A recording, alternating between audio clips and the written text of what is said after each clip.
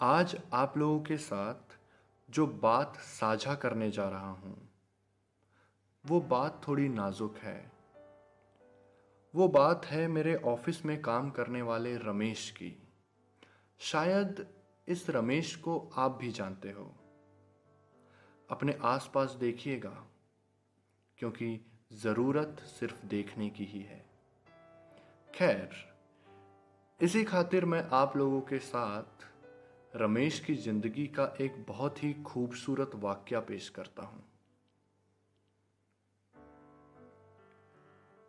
Sir, ये आपके लिए है।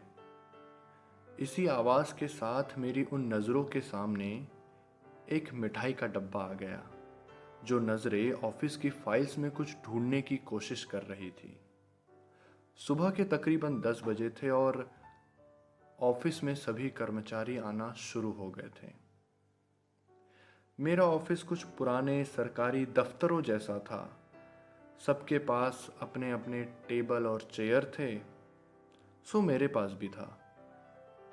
मेरे ऑफिस में सरकारी दफ्तर से बस एक ही चीज अलग थी, और वो थे कंप्यूटर्स। अरे रमेश, किस खुशी में भाई? उस आवाज के स्रोत की ओर देखते हुए मैंने पूछा। सर, एक मोटरसाइकिल ली है। ये बोलते बोलते रमेश के चेहरे पर एक अलग ही खुशी और गर्व का भाव झलक पड़ा। और हो भी क्यों ना, इतनी कम तनख्वाह की मुलाजमत में भी उसने बहुत जल्द ये मुकाम जो हासिल कर लिया था। अरे क्या बात है, जरा हमें भी तो दिखाओ, कौन सी मोटरसाइकिल ली है तुमने? और फाइल बंद करते हुए मैं उसके साथ ही उसकी खरीदी हुई नई मोटरसाइकिल देखने चल पड़ा। मोटरसाइकिल दिखाते हुए भी रमेश के चेहरे पर खुशी देखी जा सकती थी। कमोवेश 3-4 बार उसने मोटरसाइकिल की कीमत का बखान किया था। नहीं नहीं, ये कोई घमंड नहीं था।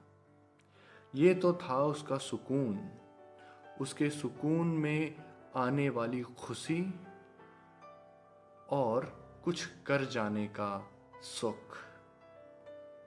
खैर, वो दिन उसकी जिंदगी का सच में बहुत खूबसूरत दिन था। और शायद जितना खूबसूरत वो दिन था, उतना ही दुख भरा आज का दिन है। कोरोना की वजह से उसे अपनी मुलाजमत से हाथ धोना पड़ गया है। सारे पैसे मोटरसाइकिल में लगाने के बाद उसके पास बंधे पैसों का इंतजाम नहीं था। परिवार का पेट तो भरना ही था। उसके लिए उसने अपनी मोटरसाइकिल बेच दी थी। इसमें किसकी गलती थी? कोरोना की? रमेश की, कि उसने अपनी इच्छा पूरी करने के लिए खुद के कमाए पैसों से मोटरसाइकिल खरीद ली थी? या फिर मेरे उस ऑफिस की, जिसने बुरे वक्त में रमेश को नौकरी से बेदखल कर दिया था? खैर, अपनी इस बात को यहां पर खत्म करना चाहूंगा कि थोड़ा नजर दौड़ाइए।